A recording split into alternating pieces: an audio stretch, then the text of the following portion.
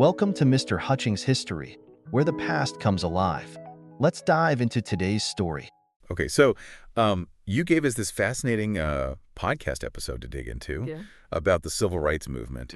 And wow, it covers so many different groups, all fighting for the same cause, but in such different ways. We've got legal battles, we've got massive marches, young people risking their lives, even a group pushing for black nationalism. How do we even begin to unpack all of that? You know, it's that diversity of approaches that I think makes the civil rights movement so compelling, because it wasn't some sort of monolithic block where everyone was in agreement about how to achieve equality. It was really this interplay of different approaches, sometimes even clashing with each other, that really propelled the movement forward. Yeah, in the podcast episode you shared, it really highlights that. So let's dive in. Maybe we could start with the NAACP. They were in it for the long haul, right? Founded back in 1909. They seem to focus on the legal system as their main, I guess you could say their main battleground. Absolutely. I mean, the NAACP recognized early on that segregation wasn't just a social issue, but that it was the legal one. And so their strategy, and it was a very deliberate one, was to use the courts, to use the legal system to slowly but meticulously dismantle the legal framework of segregation, really going all the way back to Plessy v. Ferguson in 1896. And the podcast episode really digs into Thurgood Marshall's work with NAACP, especially in Brown v. Board of Education, 1954. Yeah, and that's a great example, because what Marshall understood is that Brown v. Board of Education, it wasn't simply about integrating schools. It was about overturning Plessy v. Ferguson. Yeah. Right, that 1896 ruling that essentially legitimized, separate but equal facilities for black and white Americans. Wow, 1896. I mean, that's almost 60 years of legalized segregation. Right. And reading about, the resistance that NAACP faced, especially in the Deep South, it puts it in perspective. They were challenging a system that had been in place for generations. Absolutely. And it took immense courage. Because imagine, right, you're an NAACP lawyer. You're in the South in the aftermath of Brown v. Board. You have this, Supreme Court ruling, the law's on your side. And yet you're facing this incredible resistance on the ground. And so their commitment to really fighting for justice within the system, within the legal system, I think it's important to remember that it laid the groundwork for many of the victories that followed. Yeah, it's a good reminder that change doesn't happen overnight. Right. Speaking of change makers, the podcast also focuses on Martin Luther King Jr. and the Southern Christian Leadership Conference, the SCLC, and they were all about nonviolent protest, right? I mean, everyone knows about the March on Washington, but the episode really brought the Birmingham Campaign to life for me. The Birmingham Campaign, also in '63, was pivotal. And I think what's so interesting about it is that, King and the SCLC, they deliberately chose Birmingham because they knew that Bull Connor, the commissioner of public safety there, would react violently, to their protests. And he did. And those images of, fire hoses and police dogs being turned on peaceful protesters, including children, I mean, it shocked the nation. It shocked the world. And that was the point. King understood the power of media, and he understood that nonviolent protest works because it forces people, right, to confront this raw brutality of oppression in a way that they can't ignore, that they might otherwise ignore. It's one thing to read about these events, but the podcast does an incredible job of making you feel like you're there. Right. Like you're marching with those protesters, feeling their hope, but also feeling their fear. It really captures the emotional intensity of the movement, doesn't it? Because it wasn't just about, legal arguments or political maneuvering.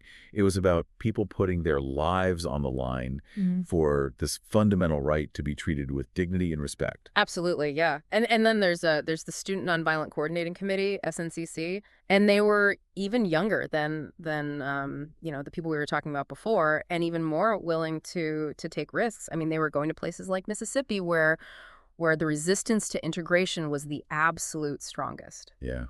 SNCC played such a critical role, especially with their direct action tactics, right? So I'm thinking about the Freedom Rides in '61, where they're challenging, segregated interstate bus travel. And these young people are facing incredible danger and violence. I mean, it's hard to believe that something as simple as riding a bus could be such a dangerous act. The podcast also mentioned the Greensboro sit-ins, which were a few years earlier. But I mean, that image of those 4 college students at that Woolworth's lunch counter, just refusing to leave until they were served. It's just so powerful. You know, they were risking everything just to sit at a counter and order a cup of coffee. And that act of defiance, right, sparked this wave of similar sit-ins across the South. And you're right, it's these students, right, many of them still teenagers, who are really on the front lines of this fight for integration, facing arrest, beatings, you know, the threat of death. And I think their courage really forced people to confront the absurdity of segregation in these everyday aspects of their lives. It's just incredible, the courage that they showed, and it makes you realize how much we take for granted today. Absolutely, and their sacrifices, you know, really did pave the way for the Civil Rights Act of 1964, the Voting Rights Act of 1965. I mean, these were monumental achievements. Yeah, speaking of which, the podcast touches on the Nation of Islam, which offered a very different perspective on the fight for equality. And this is where things get really interesting for me. You know, while other groups were focused on integration, the Nation of Islam, especially with Malcolm X, were advocating for Black nationalism, self-reliance, even separation. Right. And I think, you know, the Nation of Islam's message was so powerful precisely because it resonated with those who, you know, maybe felt that integration itself wouldn't really address these deep rooted causes of racial inequality. And so they, you know, they questioned whether true equality could exist within a system that was, you know, built on this long history of oppression. Yeah, it was a radical stance, especially at the time. And Malcolm X, I mean, he wasn't afraid to challenge status quo, even if it meant, you know, clashing with other civil rights leaders. I mean, his message, right, particularly in speeches like the ballot or the bullet, really challenged, you know, African Americans to take control of their own destinies, even if it meant separating, you know, from white society. Right. And he urged Black communities to, you know, to build their own institutions, their own businesses, their own systems of self-governance. The podcast mentions his evolution later in life, especially after, you know, his pilgrimage to Mecca, where he began to embrace a more, I guess you could say, a more inclusive vision of racial solidarity. Right. And it's tragic that he was assassinated before he could really fully explore, you know, these new ideas. It's a profound loss, and I think Malcolm X's journey really reminds us that, you know, the fight for social justice is rarely straightforward. It's a process, right? It's questioning, it's evolving, it's, you know, sometimes even revising our own perspectives as we learn and grow. Yeah, and it's important to remember that the civil rights movement wasn't just, you know, happening in the streets or in the courtrooms. The government played a crucial role, you know, both in upholding injustice, but ultimately in enacting change. Yeah, you're right. I mean, the podcast does a good job, I think, highlighting the role of the federal government, especially under, you know, President Lyndon B. Johnson, in passing really landmark legislation like the Civil Rights Act of 1964 and the Voting Rights Act of 65. It's easy to forget now, but those victories, those legislative victories, I mean, they were hard won. Yeah. You know, it took immense pressure from activists, you know, often risking their lives to force the government to act. Yeah, and think about the images from Selma, Alabama, where you have these peaceful protesters, you know, they're marching for voting rights, and they're brutally attacked by state troopers on, you know, what became known as Bloody Sunday. Right. And that event, which was broadcast into, you know, living rooms across the nation, it galvanized public support, and it put immense pressure on President Johnson to really push for the Voting Rights Act. Yeah, it's a stark reminder that progress is rarely, you know, linear or without sacrifice. You know, all these different groups that we've been talking about, the NAACP, SCLC, SNCC, even the Nation of Islam, each played a unique and indispensable role. Yeah, it's like they were all pieces of the same puzzle, you know, just fitting together. Precisely. Each group with its own approach, its own strategies, but they all contributed to this, you know, larger tapestry of resistance. So the NAACP, right, they're laying the legal groundwork, chipping away at the legal basis for segregation through, you know, really decades of tireless work. And then you have, you know, Dr. King and the SCLC, who really, I mean, they captured the nation's conscience, right, with this commitment to nonviolent protests.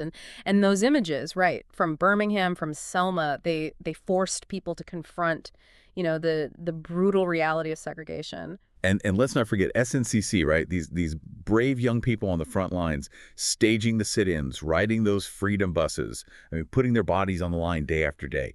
They brought this sense of urgency, this willingness to confront injustice head on. And even the Nation of Islam, while advocating for a very different path, they challenged the movement's very definition of success. You know, they forced people to ask, you know, could true equality really exist within a system that was built on inequality? That's a great point, because their challenge, I mean, controversial as it was at the time, it brought this really crucial perspective to the movement. It underscored the idea that the fight for civil rights wasn't just about, you know, ending segregation in this legal sense. It was about achieving genuine equality, empowerment. So with all these different groups and their approaches, I mean, it makes you wonder, you know, what was the most important factor in driving change? Was it the legal battles? Was it the protests? Was it the direct action? Was it, you know, this challenge to the very definition of equality?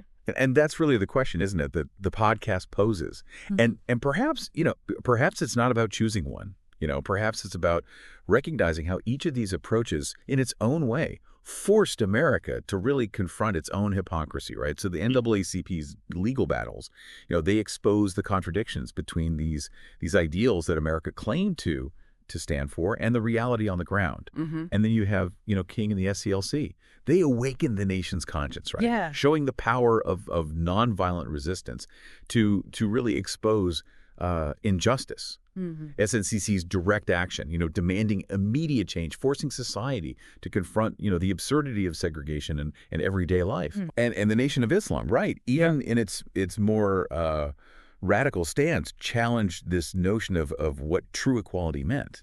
So it's really, I think, the combination, right, of all of these different approaches that ultimately led to change. Yeah, it's almost like they were all pushing on the same door, even if they were pushing from, you know, different angles and in different ways. Exactly. It was that combined pressure, that diversity of tactics and perspectives that ultimately, you know, forced the door open. And I think the civil rights movement really reminds us that social change, you know, it's rarely neat or predictable. Right. It's messy, it's complex, and it requires this multitude of voices and approaches to really create you know, lasting change. So to our listener out there, you know, as you delve deeper into the civil rights movement, what resonates most for you? What new insights have you gained from, you know, exploring this pivotal period, you know, through the lens of these really diverse groups? Yeah, and maybe even more importantly, right? How can we apply those lessons learned from this movement to the ongoing fight for social justice today? Because, you know, the fight for equality, it doesn't end with a single victory or a piece of legislation, right? It requires this constant vigilance, a willingness to challenge injustice wherever we see it, and a commitment to building a more just and equitable world for everyone. Thanks for listening to Mr. Hutchings History. Keep exploring, and we'll see you next time.